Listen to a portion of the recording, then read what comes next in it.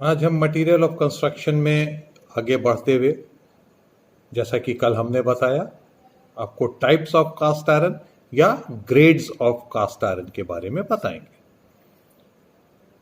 इसके अंतर्गत grade of cast iron में 4 ग्रेड्स होते हैं। एक आपका या 4 किस्म के कास्ट आयरन पाए जाते हैं: white cast iron, grey cast iron, chilled cast iron और मैलिएबल कास्ट आयरन। 4 तरीके के कास्ट आयरन होते हैं। उनमें से अब हम आपको एक एक करके एक एक कास्ट आयरन के बारे में हम बताते जाएंगे। आप लोग एक चीज ध्यान रखिएगा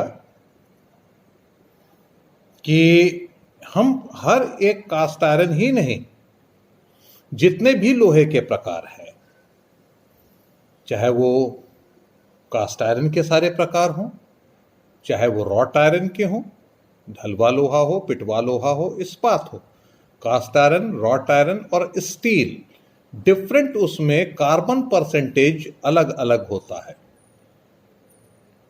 ये कार्बन परसेंटेज को आप लोग दिमाग में जरूर रखिएगा, इसको अंडरलाइन कर लीजिएगा। जहां कहीं आप लिखते हैं वहां पर उसको अंडरलाइन कर लीजिएगा। उससे ये होगा कि आपका ये क्वेश्चन अक्सर करके बोर्ड के एग्जामिनेशन में पूछा जाता है कि जैसे कि व्हाइट कास्ट आयरन है, उसमें कार्बन की परसेंटेज मात्रा कितनी होती है, तो उसमें अलग अलग तरीके से होता है। जैसे कि अब आप जैसे कि कास्ट आयरन में, व्हाइट कास्ट आयरन में 2 से 4 होती है कार्बन की परसेंटेज, तो उसमें आपका 1%, 2%, 5% या 0.5% इस तरह से दे देंगे, तो आप उसमें 2% को आप टिक कर दीजिए, वो करेक्ट होगा। तो इस तरीके से क्वेश्चंस उसमें पूछे जाते हैं। परसेंटेज, कार्बन परसेंटेज को लेकर के अक्सर करके पूछे जाते हैं। तो कार्बन परसेंटेज को आप अपने दिमाग में बना कर रखिएगा। चाहिएगा तो एक चार्ट बना लीजिएगा, हर एक लोहे के कार्बन परसेंटेज को लेकर के उसको रट लीजिएगा। वो यह आपके लिए फायदे की चीज है।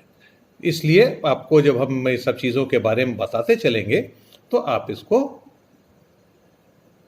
एक जगह नोट करके अपना एक टेबल बना लीजिए और अपनी तैयारी के लिए उसको रटते चलिए। अब हम आपके साथ हम शुरू करते हैं। व्हाइट कास्ट आयरन या श्वेत ढलवा लोहा, मोड़ लिया सांचे में पिघले हुए कच्चे लोहे को शीघ्रता से ठंडा करने पर श्वेत ढलवा लोहा बनता है। By rapid cooling of pig iron in a cast or mold, in the mold,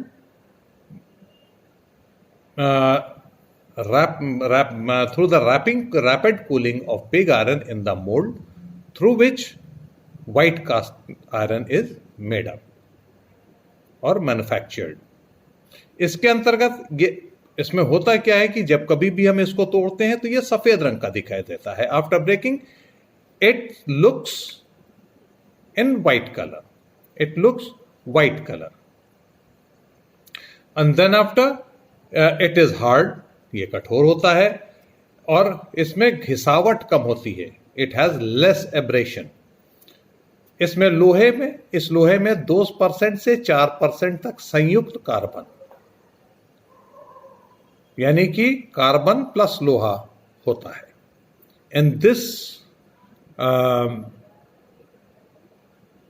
cast iron there is combined carbon are present, 2 to 4% combined carbon is present, and in combination of carbon there is carbon plus iron is there, and then after it is more powerful than grey cast iron. ये धूसर ढलवा लोहे के अपेक्षा ज्यादा शक्तिशाली होता है और इसमें कार्बन को अलग नहीं किया जा सकता।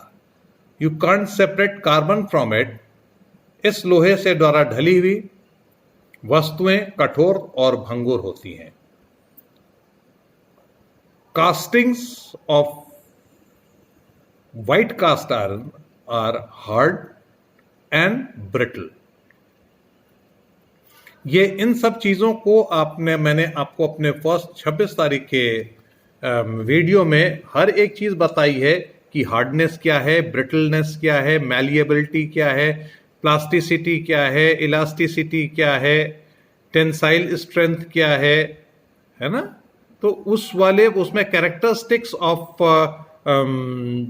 मेटल, उसको आप पढ़ेंगे तो यहाँ आपको कठोरपन और आपका भंगुर होना या फिर इस तरीके के जो टर्मिनोलॉजीज आएंगे ये आपको वहां मिलेंगे। बार बार हम आपको इस चीज को नहीं समझाएंगे, तो ध्यान रखिएगा, आपको वहां पर सब कुछ मिल जाएगा। तो जिस वक्त आप उसको तैयार करिए तो उसको तैयार कर लें ताकि उसमें आपको समझने में दिक्कत ना हो। दूसरा है आपका ग्रे कास्ट आयरन। ये इसको तैयार करने के लिए मोल्ड या सांचे में पिघले हुए कच्चे लोहे को डालकर प्राकृतिक हवा में धीरे धीरे ठंडा करने पे भूरा ढलवा प्राप्त होता है, धूसर रंग का ढलवा लोहा प्राप्त होता है। Whenever we are going to keep molten pig iron into mold and allow it to cool in natural air gradually, through which grey cast iron is manufactured. And इसके अंतर्गत इसका ग्रे कलर जो होता है वो स्वतंत्र ग्रेफाइट की उपस्थिति के कारण होता है। जब इसको इस तरह की कास्ट आयरन को तोड़ा जाए तो अंदर से ग्रे कलर का निकलता है और ये जो है फ्री ग्रेफाइट के उस लोहे के अंदर होने के कारण होता है। Whenever you are going to break this gray cast iron, then from inside it is of gray color just because of free graphite in it. ये लोहा अपेक्षाकृत मुलायम होता है, it is fairly soft और इसमें 3 से 4% तक कार्बन होती है। In it you will get 3 to 4% carbon, जो ग्रेफाइट की शक्ल में किसी सीमा तक पृथक की जा सकती है, which can be separated from the iron in the form of graphite. इस लोहे में खिंचाव की शक्ति कम होती है। That means in this type of cast iron tensile strength is less. ये हो गए आपके दो तरीके के, यानी कि एक श्वेत है और एक आपका क्या कहते हैं ग्रे कास्ट आयरन। और इसमें होता क्या है कि दोनों में डिफरेंस कोई खास नहीं है। एक में हम रैपिड कूलिंग करते हैं, बड़ी शीघ्रता के साथ ठंडा किया जाता है तो व्हाइट कास्ट आयरन बन जाता है। मोल्ड में रख करके पिग आयरन को रखा, मोल्टेन पिग आयरन को, और रैपिड कूलिंग कर दी तो व्हाइट कास्ट आयरन बन गया। और नेचुरली उसको ग्रेजुअली उसको जब हम ठंडा करते हैं, कूलिंग करते हैं, तो ग्रे कास्ट आयरन का फॉर्मेशन होता है। इस तरीके से हम दोनों प्रकार के लोहों को हम प्राप्त करते हैं। बस इसमें भी आप ध्यान रखिए, एक में आपका 2 से 4% होता है, एक में 3 से 4% होता है। इस तरीके का आपको, जैसा कि हमने आपसे कहा था, कार्बन के परसेंटेज पर ध्यान दीजिएगा। आप हर एक चीज पे ध्यान दीजिएगा, क्योंकि जब कभी भी इस तरह का क्वेश्चन पूछा जाएगा तो आपसे कार्बन परसेंटेज के बारे में भी पूछा जा सकता है। आज के लिए इतना काफी। कल हम आपको चिल्ड कास्ट आयरन और मैलिएबल कास्ट आयरन के बारे में बताएंगे।